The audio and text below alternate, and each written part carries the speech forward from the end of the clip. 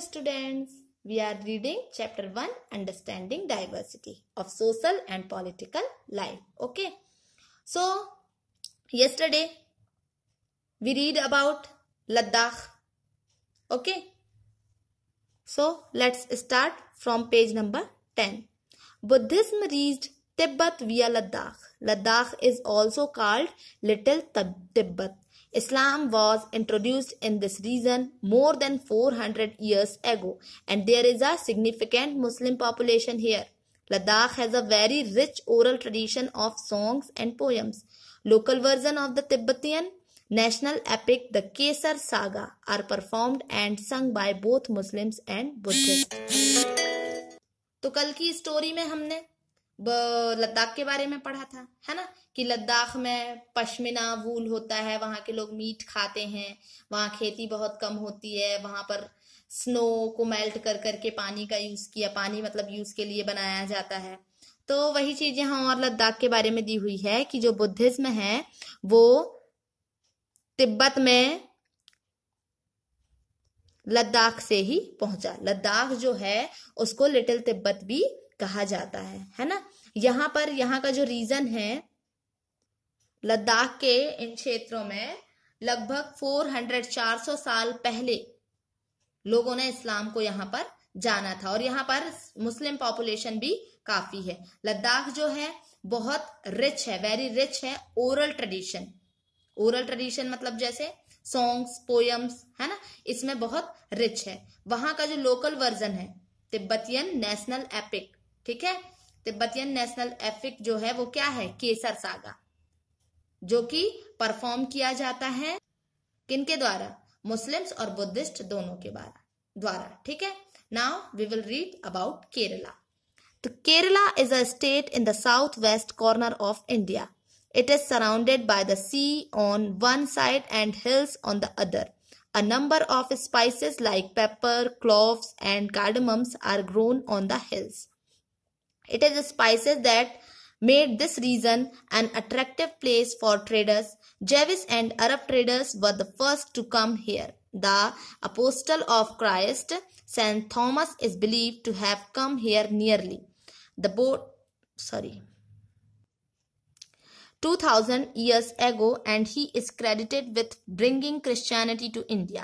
Many Arab traders also came and settled down here.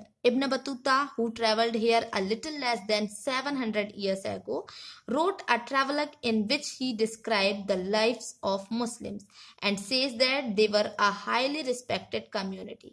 The Portuguese discovered the sea route to India from Europe when Vasco da Gama landed with his ship here. Because of all these various historical influence, people in Kerala practice different religions such as Judaism, Islam, Christianity, Hinduism, and Buddhism. The fishing nets used here look exactly like the Chinese fishing nets and are called Chinawala.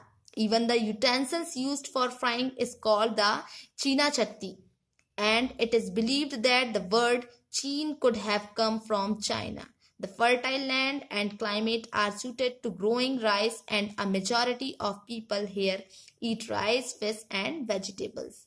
तो यहाँ केरल की बात हो रही है। तो केरल जो है हमारे इंडिया के साउथ कॉर्नर पर है, ठीक है।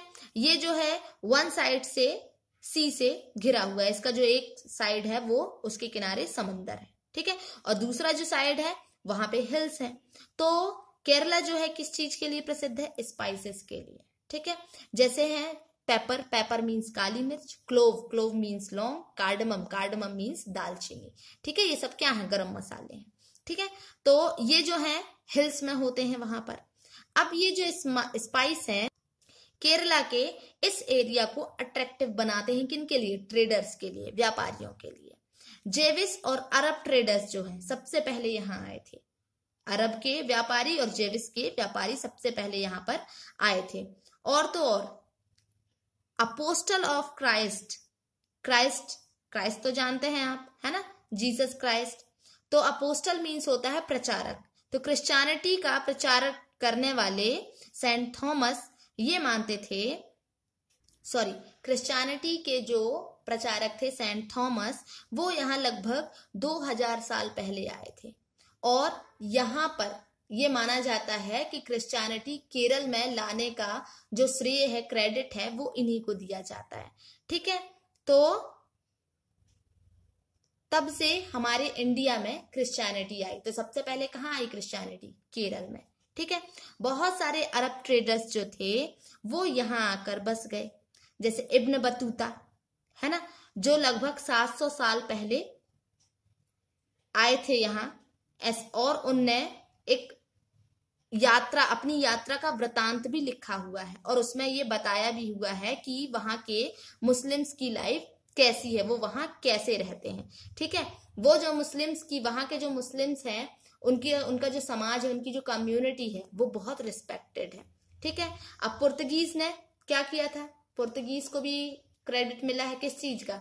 उनने इंडिया से यूरोप, मतलब यूरोप से लेकर इंडिया तक का सी रूट फाइंड किया था, उनने डिस्कवर किया था, खोज किया था, समंदर से इंडिया से यूरोप जाने का रास्ता। ठीक है, और उसके बाद वास्को ड गामा ने भी अपना शिप यहाँ पर लैंड किया था। ठीक है, तो बहुत सारी ऐसी हिस्टोरिकल बातें हैं, है ना, चीजें हैं जिससे ये प्रूव होता है।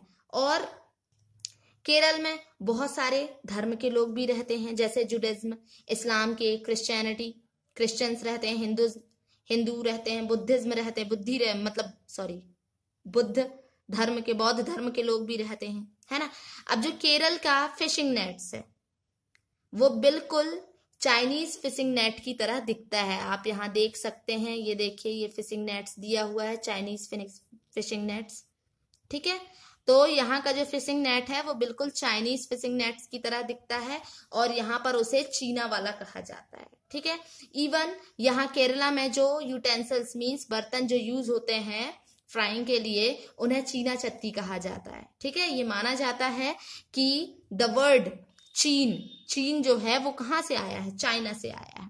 ठीक है, तो ऐसे ही केरला में बहुत सारी ऐसी उपजाऊ भूमि है, वहां का क्लाइमेट वो भी अच्छा है। ठीक है, किस चीज के लिए? राइस ग्रो करने के लिए।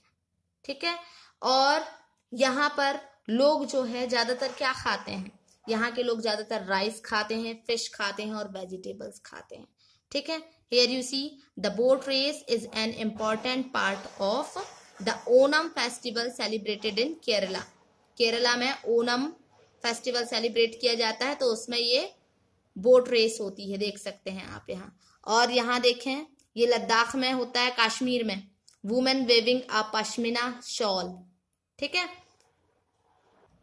so while Kerala and Ladakh are quite different in terms of their geographical features, the history of both regions has seen similar cultural influence. Both regions were influenced by Chinese and Arab traders. It was the geography of Kerala which allowed for the cultivation of spices and the spatial geographical location of Ladakh and its wool that drew traders to these regions.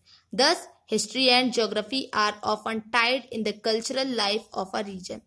The influence of diverse cultures is not merely a thing of the past. Our present lives are all about moving from place to place for work, and with each move our cultural traditions and way of life slowly become part of the new place we are in. Similarly, in our neighborhoods, we live close to people from several communities. Our daily lives are about the ways in which we do things together and hear stories about each other's lives, customs and traditions.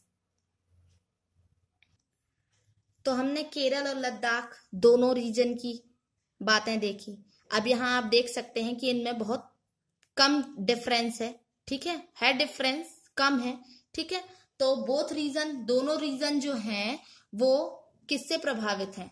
China से और अरब। ठीक है, Chinese traders से और Arab traders से।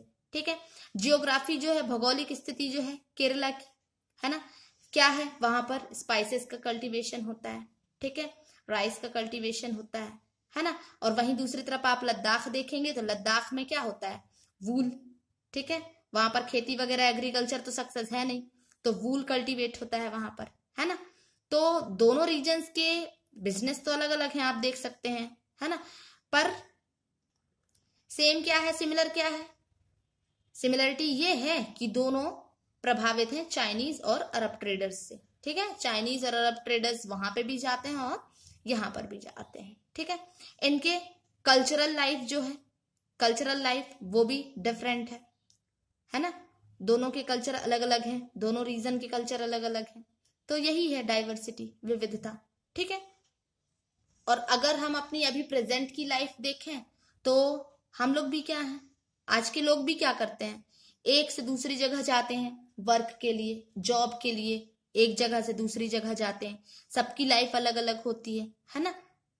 और जब आप एक जगह से दूसरी जगह जाते हैं तो वहां की चीजें आप, वहां के कल्चर, वहां की वो सारी चीजें आप अपनाने लगते हैं, वहां की लैंग्वेज बोलने लगते हैं।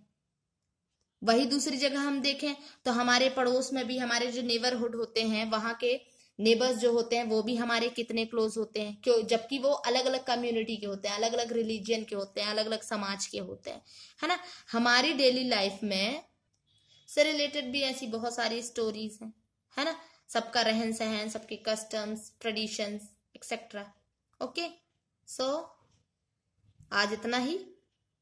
Tomorrow we will read unity in diversity. Okay.